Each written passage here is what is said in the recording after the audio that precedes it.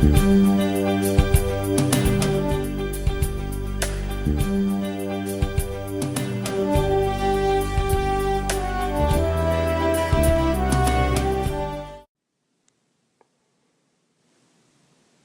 hi.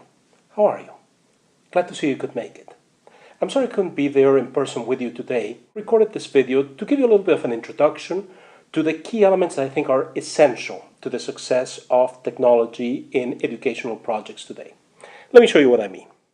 You want to think about the affordances of the technology itself.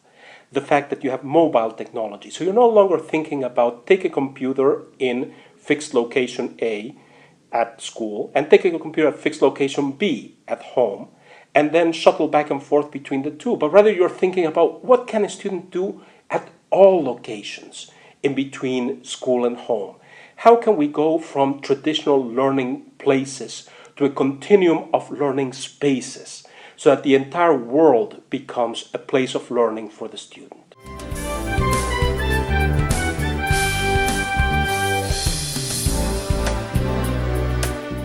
The Samr model links how you use a technology to the outcomes for students.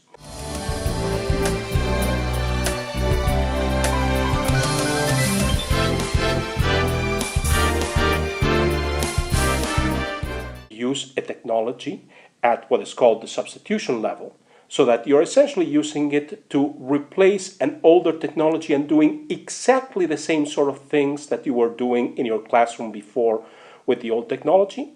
Well, this may be useful.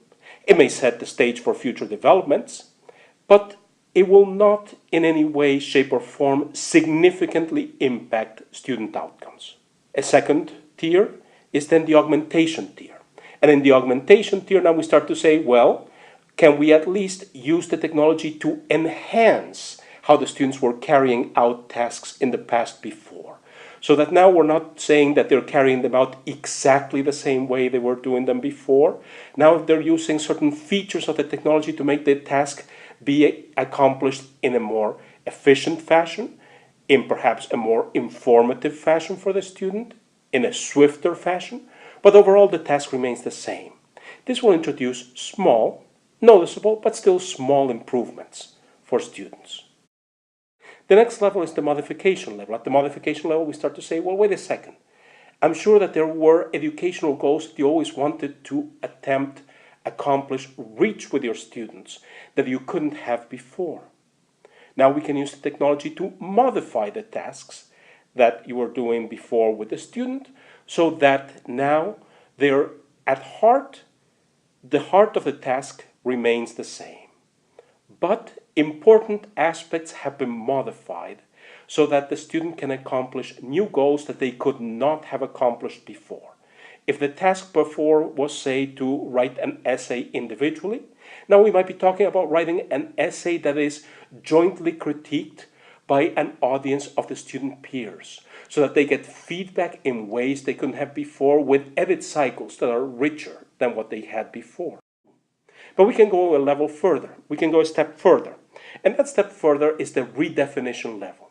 And at the redefinition level, what we have now is what happens when we say, well, what happens if we replace part or all of the old tasks with new tasks that are uniquely made possible by the new technology that allow us to accomplish educational, pedagogical goals that we never could have before, we never thought we would be able to reach before.